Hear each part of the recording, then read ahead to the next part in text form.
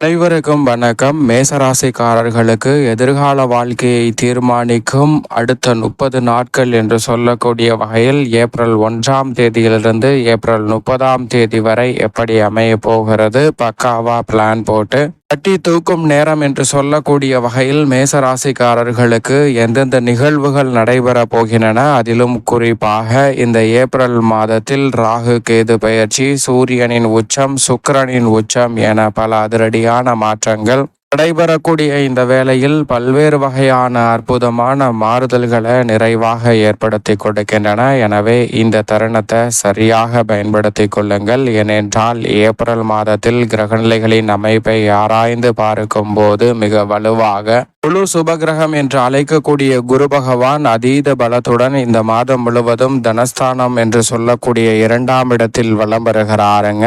குரு பகவான் 2இல் வலம் வருவது இரட்டிப்பு நன்மையை நிச்சயமாக ஏற்படுத்தும். ஏனென்றால் இந்த மாதத்திற்கு பிறகு 2ஆம் இடத்திலிருந்து தைரியஸ்தானத்தில் நுழைகிறார். அது அவ்வளவு சிறப்பான நன்மை தரக்கூடிய அமைப்பாக பார்க்க முடியாது. எனவே தற்போது 2இல் இருக்கக்கூடிய குரு பகவானின் அமைப்பால் நிறைந்த நன்மை மேசராசிக்காரர்களுக்கு ஏப்ரல் மாதத்தில் உண்டு.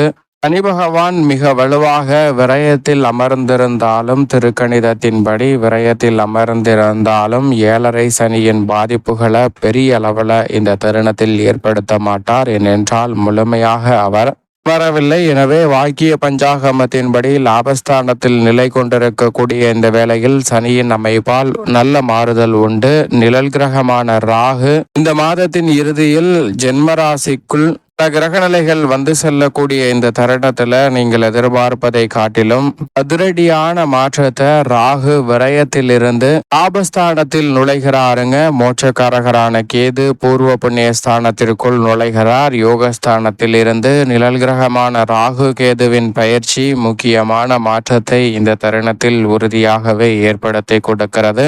ராசியின் அதிபதியாக இருக்கக்கூடிய செவ்வாய் மீண்டும் அதீத பலத்துடன் சுகஸ்தானமாகிய 4இலும் நுழைய போகிறார். ஏப்ரல் 7ஆம் தேதிக்கு பிறகு வலுவாக அமர்கிறாருங்க. எனவே நினைப்பதை காட்டிலும் நல்ல மாற்றம் உறுதியாகவே சுகஸ்தானத்தில் நுழையக்கூடிய ராசியின் அதிபதியான செவ்வாயின் அமைப்பால் கிடைக்கிறது. விரயஸ்தானமாகிய 12இல் வலம் வரக்கூடிய ராசியின் உச்ச அதிபதியான சூரியன் இந்த மாதம் 14ஆம் தேதிக்கு பிறகு ஜென்மத்தில் உச்சம் பெறுகிறார். சூரியன் உச்சம் மிக சிறப்பான வரவேற்கத்தக்க ஒரு அமைப்பாக நிச்சயமாக மேசராசிக்காரர்களுக்கு பார்க்கப்படுகிறது. ஏனென்றால் ராசியின் ராஜ யோகாதிபதி உச்சம் பெறுவது நினைப்பதை காட்டிலும் பல்வேறு வகையான மாற்றத்தை உறுதியாக சந்திக்கலாம். வீண் விரய செலவுகள் கட்டுக்குள் வரும். சுக்கிரன் இந்த வேளையில் வக்ரம் பெற்ற நிலையில் வக்ர நிவர்த்தி பெற போகிறாருங்க. பின்னோக்கி நகர்ந்து, அதே போன்று வித்யாகாரகரான புதன் நீச்சம் பெற்ற நிலையில் பின்னோக்கி நகர்ந்த நிலையில் வக்ர நிவர்த்தி பெற்று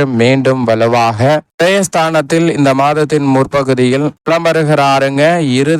இந்த மாதத்தின் இறுதியில் ஜென்மத்திற்குள் நுழைகிறார். இப்படி பல அதிரடியான மாற்றத்தை ஏற்படுத்தும் போது சந்திரன் 12 இடங்களிலும் மாறி மாறி வலம் வருகிறார். சந்திரன் அஷ்டமத்தில் இருக்கும் போது மட்டும் அதீத கவனத்துடனும் விழிப்புணர்வுடனும் இருந்தால் பல சிரமங்களை விலக்கி நன்மை நிறைவாக பெறுவதற்கான யோகம் நிச்சயமாக கிடைக்கும். இப்படி மேசராசிக்காரர்களுக்கு அடுத்த 30 நாள் ஏப்ரல் மாதத்தில் கிரகநிலைகளில் அதிரடியான மாற்றம் ஏற்படும் போது சுக்கிரனின் உச்சம், சூரியனின் உச்சம், ராகு கேது பெயர்ச்சி, குரு தனம் என பல அற்புதமான மாற்றங்கள் நிகழ்வதால் எதிர்கால வாழ்க்கையை தீர்மானிக்கக்கூடிய வகையில் பல நல்ல வாய்ப்புகள் அமைய போகிறது. பக்காவா பிளான் போட்டு தட்டி தூக்கும் நேரம் என்று சொல்லக்கூடிய வகையில் இறுதி தருவாயில் குரு தனஸ்தானத்தில் வீற்றிருக்கிறார். எனவே இந்த சந்தர்ப்பத்தை தவறவிடாமல் சரியாக பயன்படுத்தி கொண்டால் உறுதியாகவே தனகுரு மற்றும் லாப சனியால் விரைவான நன்மை கிடைக்கும். சனி விரயத்தில் அமர்ந்தாலும் கூட முதல் 1 ஆண்டுகளுக்கு பெரிய அளவிலான சிரமம் இல்லை திருக்கணிதத்தின்படி. எனவே நிச்சயமாக இந்த வேளையில் குடும்ப ரீதியாக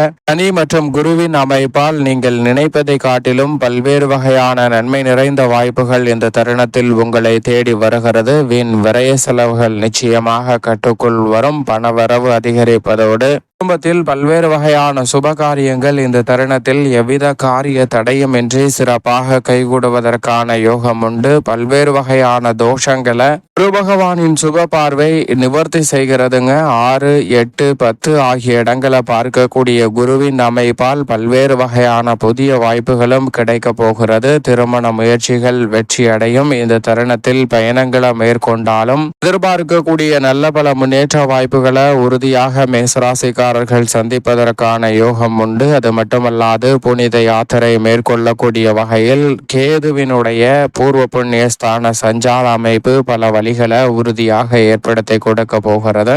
மேலும் குடும்பத்தில் சக்திக்கு மீறிய சிரமத்தை சந்தித்து வந்த உங்களுக்கு அவற்றில் மிகப்பெரிய மாறுதலை நிச்சயமாக இந்த தருணத்தில் ஏற்படுத்தி கொடுக்கும். அதோடு மட்டுமல்லாது பக்காவா பிளான் போட்டு தட்டி தூக்கும் நேரம் என்று சொல்லக்கூடிய வகையில் ராகு லாபத்தில் நுழைந்திருப்பதால் உறுதியாகவே திடீர் அதிர்ஷ்ட யோக வாய்ப்புகள் இந்த தருணத்தில் நிறைவாக உங்களை தேடி வருவதற்கான முதன்மையான வாய்ப்பு உள்ளது. எனவே சரியாக பயன்படுத்திக் கொள்ளுங்கள். உத்தியோக ரீதியாக நினைப்பதை காட்டிலும் ஊதிய உயர்வு, பதவி உயர்வு போன்றவை சாதகமாக அமையும். வேலைக்காக முயற்சி செய்யும் மேசராசிக்காரர்களுக்கு சிறு முயற்சியிலே நல்ல வேலை வாய்ப்பு கிடைக்குங்க. கடல் தாண்டி வேலை செல்லக்கூடிய யோகமும் இந்த தருணத்தில் உண்டு. இந்த தருணத்தில் பணியாற்றக்கூடிய இடத்தில் சூழல் என்பது சற்று மகிழ்ச்சியை நிறைவாக கொடுப்பதற்கான வாய்ப்பை உறுதியாக ஏற்படுத்தி கொடுக்கிறது. புதிய வேலை வாய்ப்பிற்காக முயற்சி செய்யும் மேசராசிக்காரர்களுக்கு வேலை வாய்ப்பு திருப்திகரமாக அமைவதற்கான யோகம் இந்த தருணத்தில் உண்டு. தொழில்துறை, வியாபாரத்துறையில் இருக்கக்கூடிய கடுமையான நெருக்கடிகள் இந்த தருணத்தில் விலகும். லாபஸ்தானத்தை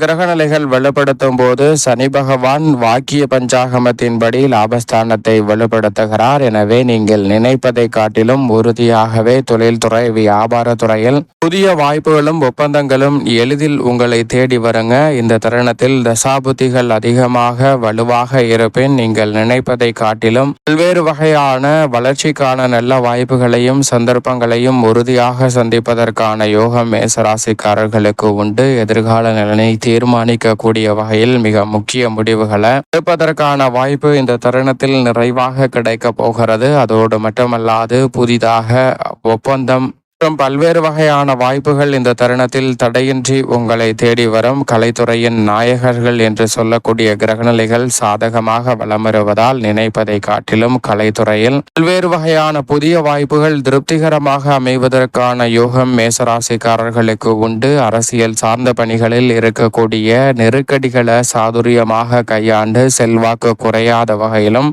பொறுமையாகவும் நிதானமாகவும் செயல்படக்கூடிய உங்களுக்கு அனைத்திலும் வெற்றி கிட்டும். மாணவர்கள் கல்வியில் முன்னேற்றம் உண்டு. விவசாயம் சார்ந்த பணிகளில் குறைவில்லாமல் அனைத்து வகையான பணிகளையும் சிறப்பாக செய்து முடிக்கலாம். கால்நடை வளர்ப்பும் அபிவிருத்தி காணக்கூடிய இனிமையான தருணமாக அமைய போகிறது. மேலும் இந்த தருணத்தை சாதகமாக மாற்றிக்கொள்ள உறுதியாக மேசராசிக்காரர்கள் இந்த ஏப்ரல் மாதத்தில் வாரத்தில் செவ்வாய்க்கிழமை விரதம் இருந்து அருகாமையில் உள்ள முருகப்பெருமான் ஆலயம் சென்று தீபம் ஏற்றி வழிபாடு செய்யுங்கள். தடைகள் அகன்று எதிர்கால வாழ்க்கையை தீர்மானிக்கக்கூடிய வகையில் மிக சிறப்பான வாய்ப்புகளும் சந்தர்ப்பங்களும் உறுதியாகவே பக்காவா பிளான் போட்டு தட்டி தூக்கக்கூடிய வகையில் மேசராசிக்காரர்களுக்கு சாதகமாக அமையும்.